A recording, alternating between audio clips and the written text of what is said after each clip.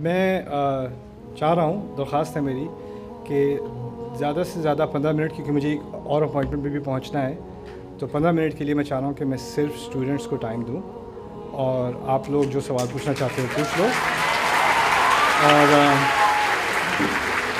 اور دوسری بات، کیونکہ بہت سارے اسٹوڈنٹس باہر ہیں جن سے میں انٹریکٹ نہیں کر سکوں گا. آپ بھی بہت زیادہ ہو، اگر آپ 1000 ہو اور میں ایک ہوں تو ایک سیکنڈ سے 10 سیکنڈ سے بھی کچھ گھنٹے گزر جائیں گے.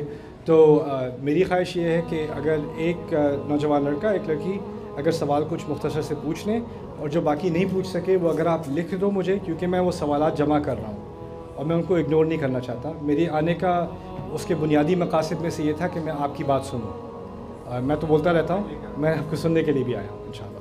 جزاک اللہ خیر. Jazakallah khair for joining us. This was a big moment for all of us Pakistanis sitting right here. So I have a very short question. I won't take your time.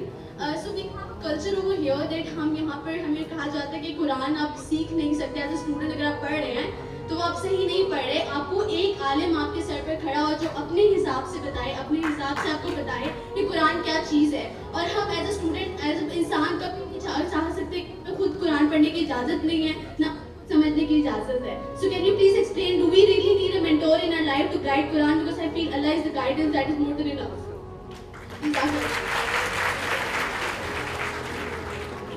بیٹا اس میں دو ایکسٹریمز ہیں. ایک extreme یہ ہے کہ آپ قرآن کسی عالم کے بغیر نہیں پڑھ سکتے. دوسرا ایکسٹریم یہ ہے کہ آپ قرآن پڑھ کے ساری بات خود ہی بغیر کسی مزید علم کے سمجھ سکتے ہو. قرآن میں بہت ساری باتیں ایسی ہیں جو بہت آسانی سے آپ سمجھ سکتے ہو، کسی کی مدد کی ضرورت نہیں ہے. والعصر ان الانسان لفی خسر، بہت آسان بات ہے، بہت سیدھی سادی بات ہے.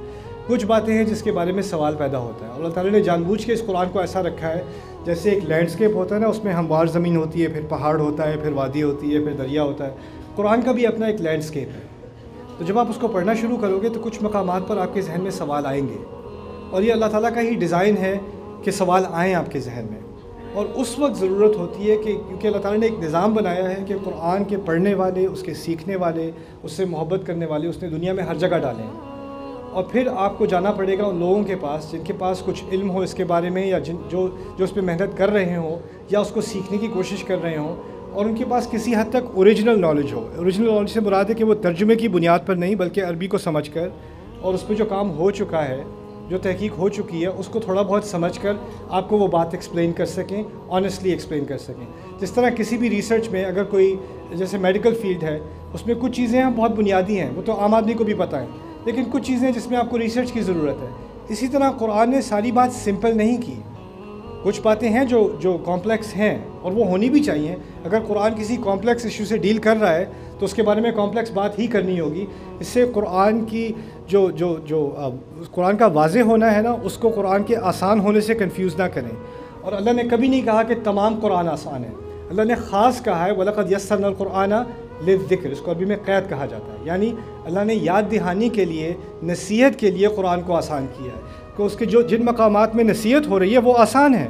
لیکن اس طرح سمجھنا کہ سارے قرآن اب وصیت کی بات ہو رہی ہے، یا کوئی ایک خاص مسئلے پر بات ہو رہی ہے، کسی تاریخی بات کے واقعے کے بارے میں بات ہو رہی ہے، تو وہ شاید اتنی آسان نہ ہو، اس میں زیادہ تحقیق کی ضرورت ہو.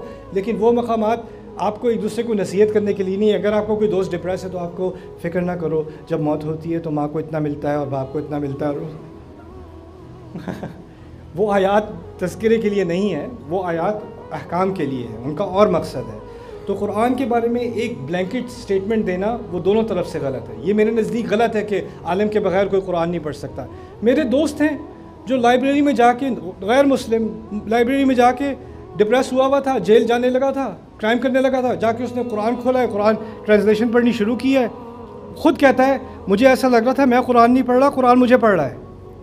پھر مسلمان ہو گیا. اگر میں کہوں نہیں یار تو ابھی صحیح مسلمان نہیں ہوا، میں تیرے عالم کے پاس لے کے جاتا ہوں، پہلے تفسیر پڑھ لے پھر اس کے بعد کہیں گے مسلمان ہوا کہ نہیں ہوا. یہ تو زیادتی ہے. جن گزر رہے ہیں سورۃ الاحقاف میں، سورۃ الاحقاف میں رسول صلی اللہ علیہ وسلم طائف کے واقعے کے بعد جب ان پر پتھراؤ کیا گیا تھا، وہ خون میں ڈوبے ہوئے تھے، اس وقت انہوں نے جا کے قرآن پڑھنا شروع کیا رسول صلی اللہ علیہ وسلم نے. اب وہ قرآن پڑھ رہے ہیں تو رستے میں سے کچھ جن گزر رہے ہیں، اور جنہوں نے ان کو قرآن پڑھتے سن لیا.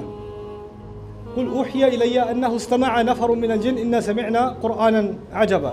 وَإِذْ صَرَفْنَا إِلَيْكَ نَفَرًا مِنَ الْجِنِّ يَسْتَمِعُونَ الْقُرْآنَ فَلَمَّا حَضَرُوهُ قَالُوا أَنصِتُوا.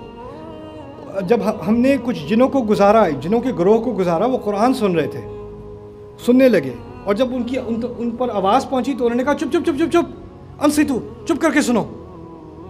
فلما قضی ولوا الی قومہم منذرین. جب وہ ہو چکا تو اپنی قوم کے پاس واپس گئے، ان کو انذار کرنے کے لیے، ان کو خبردار کرنے کے لیے. اب وہ جنات جو ہیں نا، انہوں نے کوئی تفسیر نہیں پڑھی تھی، انہوں نے کچھ آیات سنی تھی، لیکن ان کچھ آیات کا ان پر اتنا اثر ہوا کہ انہوں نے جا کے اپنی قوم کو پوری تقریر کرنی شروع کر دی، اور وہ تقریر اللہ نے اب قرآن میں ریکارڈ کر دی. وہ تقریر ہم پڑھ رہے ہیں. انا سمعنا کتابا من اوحی من بعد موسیٰ یہدی الی الحق والی طریق مستقیم یا قومنا اجیبوا داعی اللہ وآمنوا بھی. کیا عجیب بات. قرآن 10 سیکنڈ سننے کے بعد وہ جو ان کے دلوں پر اثر ہوا ہے، اس کی اللہ کو اتنی قدر ہے کہ اس نے اس کو قرآن میں ڈال دیا. اور اب عجیب بات یہ کہ ہم کہتے ہیں وہ بات سمجھنے کے لیے پہلے آپ تفسیر پڑھ لیں. نہیں، کچھ مقامات پر واقعی تفسیر کی ضرورت ہے. دیکھیں، میں تفسیر کا طالب علم ہوں. میں جب کسی آیت کی تفسیر پڑھتا ہوں، میں تقریباً 20-26 تفاسیر مجھے پڑھنی پڑتی ہیں، تحقیق کرنی پڑتی ہے، اس کے بعد بھی مزید مجھے ڈسکشنز کرنی پڑتی ہیں. وہ ریسرچ کا اپنا کام ہے. لیکن عام مسلمان کے لیے میری اپیل یہ ہے کہ یہ اللہ کی دی ہوئی کتاب ہے. اس نے وعدہ کیا ہے کہ جو اس کتاب کی طرف آئے گا یہدی الی الحق. یہ نہیں کہا یہدی الی الحق العلماء و یہدی الی الحق المتعلمین. نہیں، یہدی الی الحق، یہ حق کی طرف ہدایت دیتا ہے. جو سنسیئرلی اس کتاب کی طرف آئے گا اس کو اللہ ہدایت دے کے رہے گا. اور اس کو اگر کسی چیز میں کنفیوژن ہوگی، اس کنفیوژن میں بھی اس کا رب اس کو نکالے گا اگر اس کے دل میں اخلاص ہے. اگر اس کے دل میں اخلاص ہے، بس ایک ہی چیز چاہیے اس کے لیے، ھدی للمتقین، تقویٰ ہے دل میں، ہدایت تمہاری ہے. اس سے نہیں ڈرنا. اور یہ کہنا کہ قرآن پڑھ کے گمراہ ہو جاؤ گے، ہاں واقعی قرآن پڑھ کے تم گمراہ ہو جاؤ گے. کب؟ وما یضل بہ الا الفاسقین. قرآن نے خود بتا دیا، جو لوگ کرپشن کی نیت سے اس قرآن پر آتے ہیں وہ اس کو قرآن کے ذریعے سے ہی گمراہ کرے گا. ان ایسے لوگوں کو نیت پر ہے سارا کا سارا. یہ غرور بھی نہیں کرنا کہ قرآن پڑھ کے مجھے سب سمجھ آ جائے گا، اور یہ گمان بھی نہیں کرنا کہ قرآن تو میں خود سے پڑھ ہی نہیں سکتا. تو نازل کس کے لیے ہوا تھا؟ یہ تو بنو اسرائیل کہا کرتے تھے کہ ان کی تورات صرف علماء کے لیے، عام انسان کے لیے نہیں ہے. وَمِنْهُمْ أُمِّيُّونَ لَا يَعْلَمُونَ الْكِتَابَ إِلَّا أَمَانِي. یہ تو قرآن نے کہہ دیا نا. تو یہ قرآن تو انقلاب تھا کہ ہر انسان تک خدا کا کلام پہنچے. تو اب تو پہنچانا ہی پڑے گا. آخری بات میں یہ کہہ دوں کہ اب آپ کے سامنے ایتھیزم سیکھنے کے لیے بہت آسانی ہے. یوٹیوب پہ آپ سیکھ سکتے ہو. آپ کو کوئی بھی الٹا سیدھا نظریہ سیکھنا ہے وہ آپ سیکھ سکتے ہو. بس قرآن نہ سیکھ لینا غلطی سے. قرآن کے بارے میں نہ پوچھنا. یہ پاگل پن ہے. اس پاگل پن کو ختم کرنے کی ضرورت ہے انشاءاللہ.